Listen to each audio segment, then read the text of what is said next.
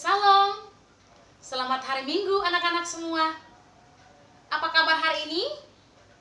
Harapan ibu guru, anak-anak semua sehat ya, kuat, semangat karena kasih Tuhan Yesus. Napas kehidupan hari ini masih kita miliki semua karena anugerah Tuhan Yesus.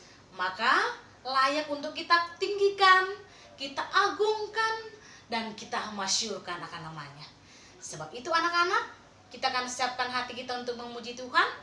Mari semua bangkit berdiri dan kita akan mengangkat pujian berikut ini. Semua ikut ya nak ya.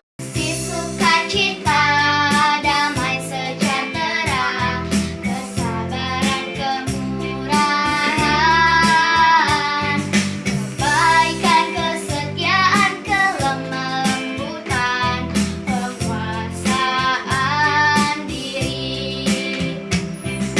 Inilah buah Roh Kudus mengalir dalam hidupku. Ku mau hidup dipimpin Roh Kudus setiap hari. Anak-anak yang kasih, tiba saatnya untuk sama-sama belajar akan kebenaran firman Tuhan pada hari ini. Siapkan hati anak-anak, tutup mata, lipat tangan, dan kita akan berdoa. Tuhan Yesus, kami telah siap untuk sama-sama kembali belajar akan cerita firman-Mu. Tolong kami, tolong setiap anak kekasih kami untuk duduk dengan tenang dan mau mendengarkan firman-Mu dengan tulus hati. Begitupun juga ibu guru akan menyampaikan firman Tuhan. Tuhan akan menolong sehingga setiap kata-kata yang keluar dari mulut ibu guru akan menjadi kekuatan kami bersama. Terima kasih Tuhan. Ini doa kami dan kami siap dan menyambut firman-Mu. Amin. Hari ini anak-anak kita akan sama-sama belajar tentang bagaimana sikap yang dilakukan oleh Samuel sebagai pelayan Tuhan yang masih kecil. Mari kita melihat 1 Samuel pasal yang kedua, ayat yang ke-11 sampai dengan ayat yang ke-12. 1 Samuel pasal yang kedua, ayat yang ke-11 sampai dengan ayat yang ke-12. Jika anak-anak sudah melihatnya, ibu guru akan membacakannya. Lalu pulanglah Elkanah ke Rama, tetapi anak itu menjadi pelayan Tuhan di bawah pengawasan Imam Eli. Adapun anak-anak lelaki Eli adalah orang-orang dursila. Mereka tidak mengindahkan akan Tuhan. Anak-anak yang dikasih, Samuel ketika dia masih kecil tapi dia diserahkan kepada Imam Eli untuk menjadi pelayan Tuhan. Dia memiliki 2 orang saudara angkat yang selalu melakukan hal yang jahat di mata Tuhan. Tetapi apa yang dilakukan di sini Samuel anak-anak? Apakah dia terpengaruh dengan sikap kedua kakaknya yang selalu mencuri persembahan kepada Tuhan? Tidak. Dia tidak mau terpengaruh dengan itu. Dia tidak mau mengikutinya itu. Karena Samuel tahu bahwa itu adalah hal yang tidak benar. Apa yang dilakukan Samuel anak-anak adalah semua sikap, tingkah laku, tindakan yang dia lakukan itu semua untuk menyenangkan akan hati Tuhan. Sehingga ketika dia menjadi pelayan Tuhan di bawah pengawasan Imam Eli, dia begitu taat, dengar-dengaran kepada Imam Eli. Apapun yang disuruhkan, dia akan lakukan dengan tulus. Kenapa anak-anak? Karena dia ingin senangkan akan hati Tuhan. Karena Samuel tahu bahwa Tuhan begitu mengasihi akan kehidupan daripada Samuel. Dia rela mengorbankan nyawanya demi untuk keselamatan setiap kita. Sebab itu anak-anak, kita perlu untuk mengasihi Tuhan Yesus dengan bersikap yang benar, bersikap yang baik, supaya kita menyenangkan akan hati Tuhan Yesus. Mari kita lihat cerita berikut ini. Halo adik-adik, mari kita saksikan cerita Dombi si anak nakal. Ada seorang anak yang bernama Dombi. Dombi itu anaknya nakal banget. Nakalnya gimana? Wah, tiap hari dia suka sekali jahilin kucingnya sendiri.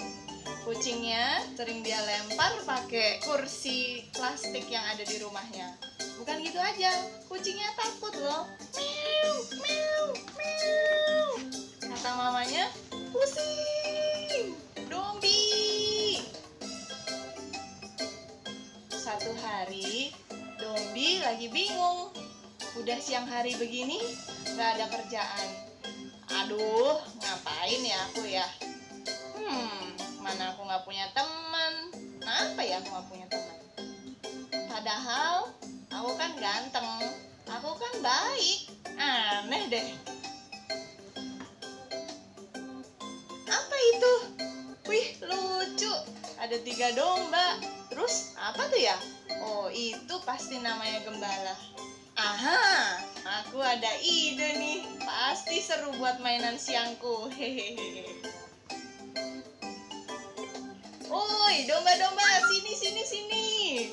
Aku mau buat bulu-bulu kalian jadi selimutku. Pasti enak. Hehe, ayo sini. Mbak. Takut, tolong. Woi, anak kecil, jangan takut-takutin dombaku. Stop. Ayo, di mana nih dombanya nih ya? Nah, coba aku cari ke semak-semak Waduh, mana ya dombanya ya? Kok nggak ada? Wah, mungkin di situ kali ya. Loh, kok nggak ada juga? Mana ya dombanya ya? Adik-adik, akhirnya si Dombi lari sekencang-kencangnya dan coba cari di semak-semak. Ada nggak ya dombanya? Ternyata nggak ada. Apa yang terjadi sesudah itu? Wah, apa ini? Adik-adik, si Dombi terlalu kencang larinya. Akhirnya dia nggak menyadari kalau itu adalah tepi jurang. Tolong! Adik-adik, si Dombi jatuh ke dalam jurang. Puji Tuhan, Tuhan masih kasih satu batu untuk tempat dia berpijak. Wah, Tuhan sungguh baik ya. Tapi apa yang kemudian akan terjadi? Tolong aku.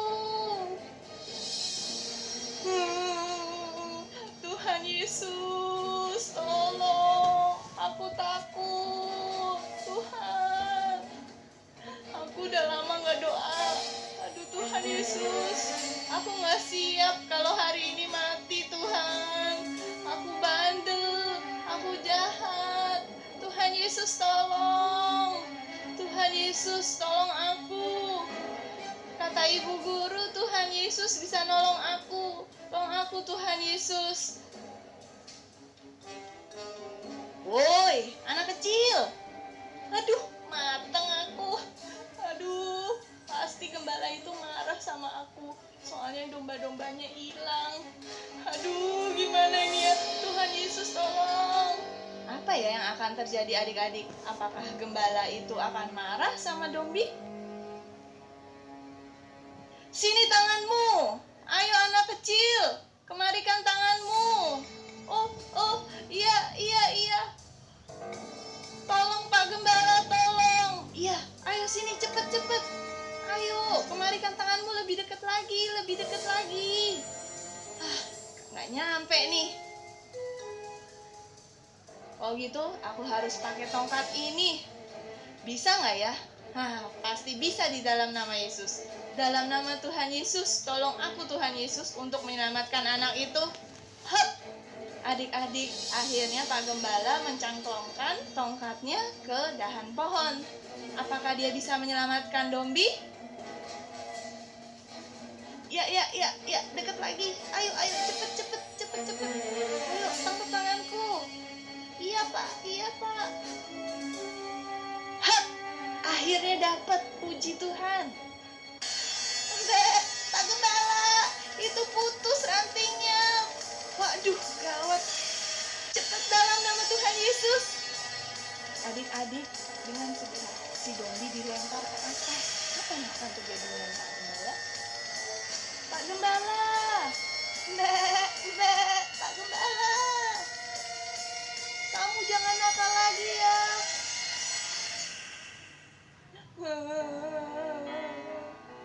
Adik-adik, Dombi sangat menyesal karena Pak Gembala akhirnya jatuh ke dalam jurang. Mbak, Mbak. Padahal dia gembala yang baik. Setiap hari aku dikasih makan oleh dia. Setiap hari aku dituntun ke air yang tenang. Mbak, Mbak.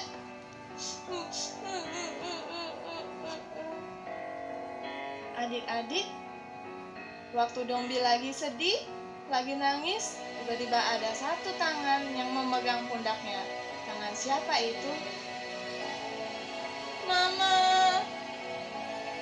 Iya, Dombi. Mama udah lihat dari tadi. Tenang ya, Dombi. Begitu baiknya Bapak Gembala itu menolong kamu ya, Nak. Sudah. Mama, gara-gara aku. Sudah, Dombi. Yang penting kamu berubah ya. Jangan nakal lagi. Tuhan Yesus mengasihi kamu, Dombi. Mbak, meow, meow. Betul.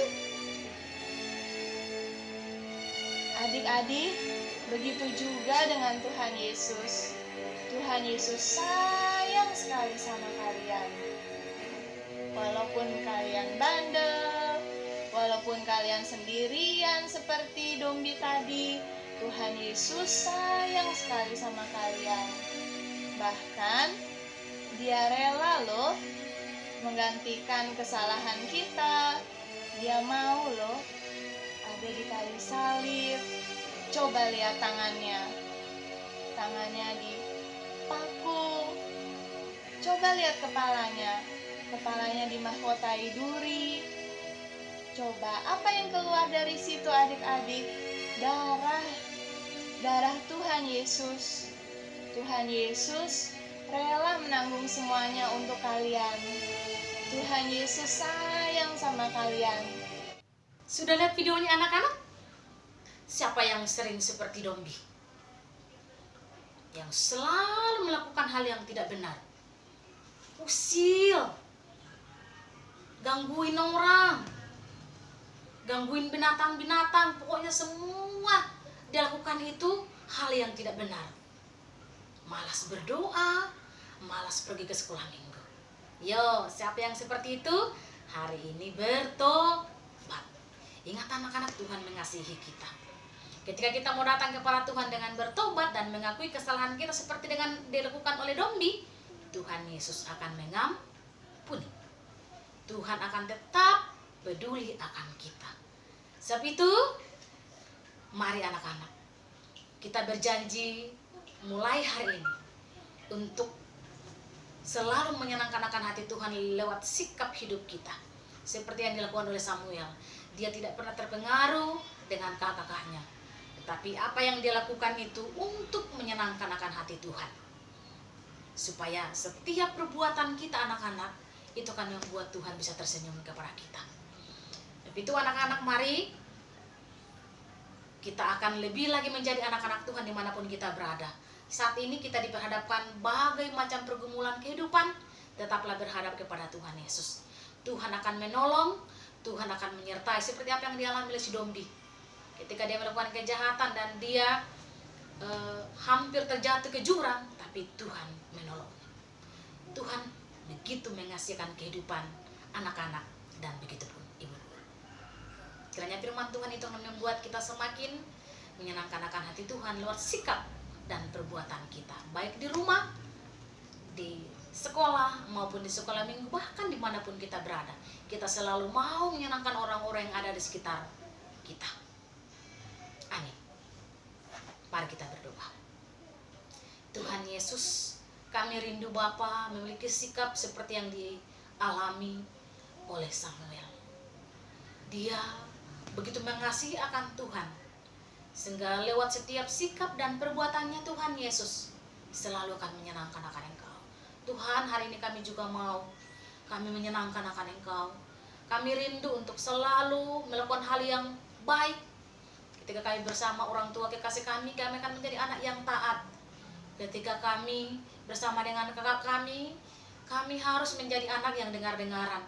Bahkan ketika kami ada di tempat orang yang mungkin kami tidak kenal, kami akan menjadi orang yang sopan santun. Kami akan menjadi orang yang menyenangkan akan orang-orang yang ada di sekitar kami. Sehingga kami bisa menjadi saksi, kami bisa membawa orang-orang kepada Tuhan Yesus.